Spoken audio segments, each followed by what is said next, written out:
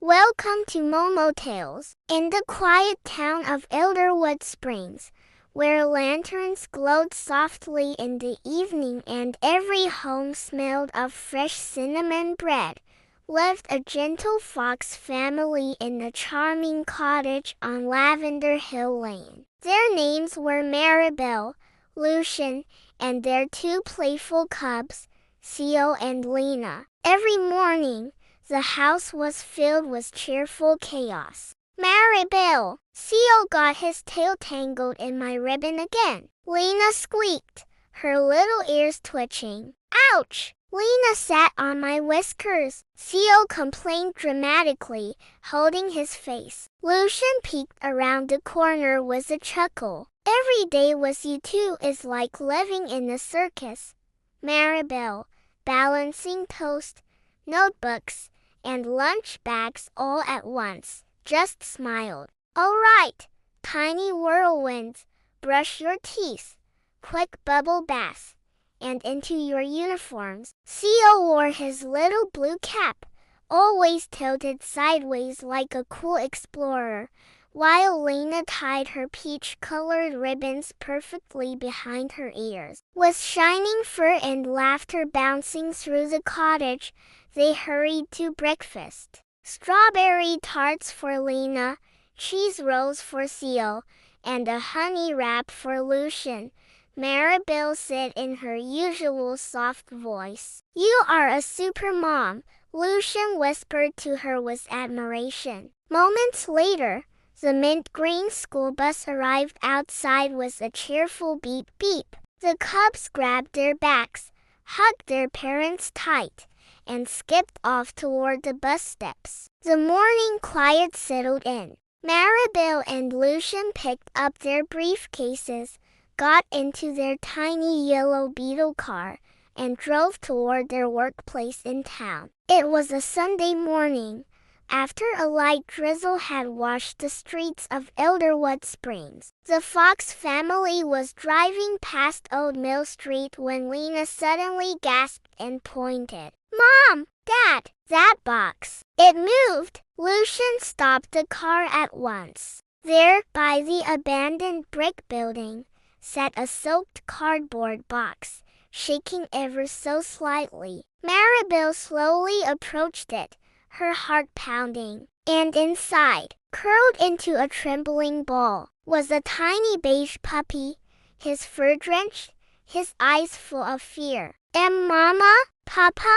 Please, don't go, the puppy whimpered weakly, barely finding his voice. Without a word, Maribel knelt and gently lifted him. The tiny creature clung to her sweater like it was his last hope in the world. Oh, sweetheart, she whispered, holding him close. You are safe now. We're not leaving.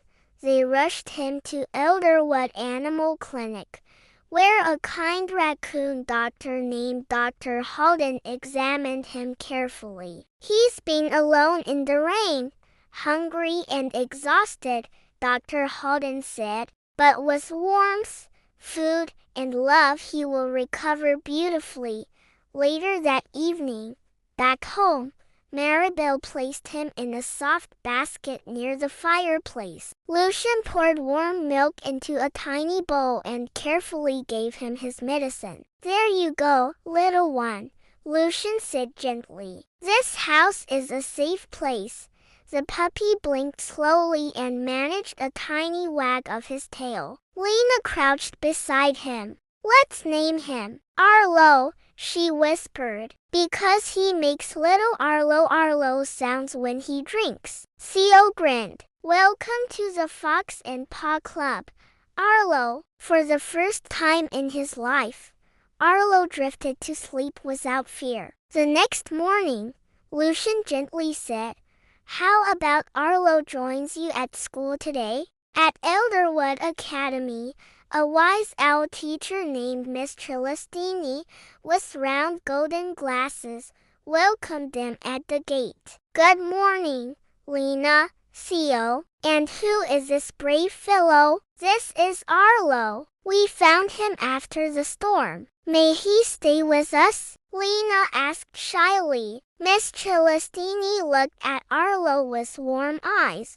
At this academy, we don't just learn numbers and drawings. We learn kindness. And kindness makes all creatures family. Arlo is welcome.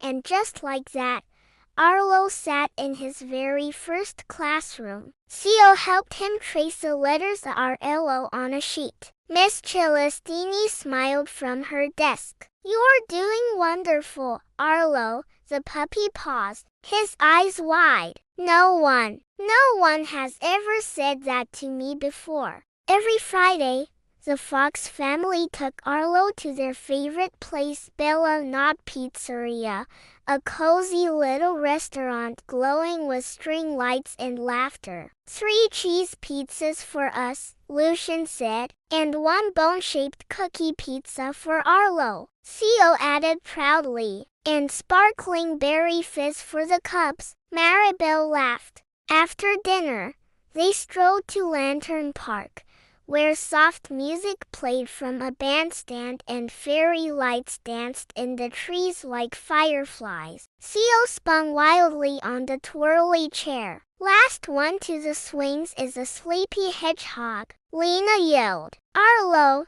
tail wagging, chased behind them with pure joy. I never knew life could feel this warm, he whispered to the evening breeze. One quiet afternoon, near the school gate, 2 large dogs stood, tired and muddy, eyes brimming with hope. Then Arlo froze. Mama?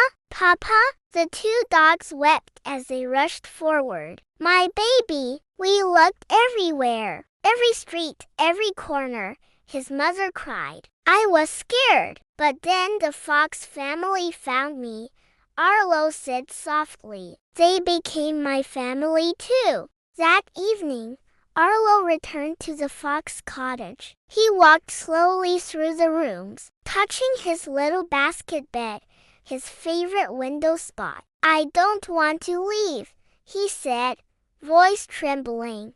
But my first mama and papa need me now too. Lucian's eyes softened. Maribel placed a gentle paw on Arlo's head. Theo swallowed hard. Who will spin on the twirly chair with me? Lena's voice cracked. Who will whisper silly words during story time? Arlo smiled through tears. You will, and I will think of you every time I see a butterfly in the park. The Fox family didn't speak, they simply embraced him. Because some love is too deep for words. Moral of the story: love doesn't belong to just one home. Sometimes love grows into families, to places, and one brave little heart. And when we open our doors to others, the world becomes bigger, kinder, and full of magic. Subscribe to Momo Tales for more adventurous stories.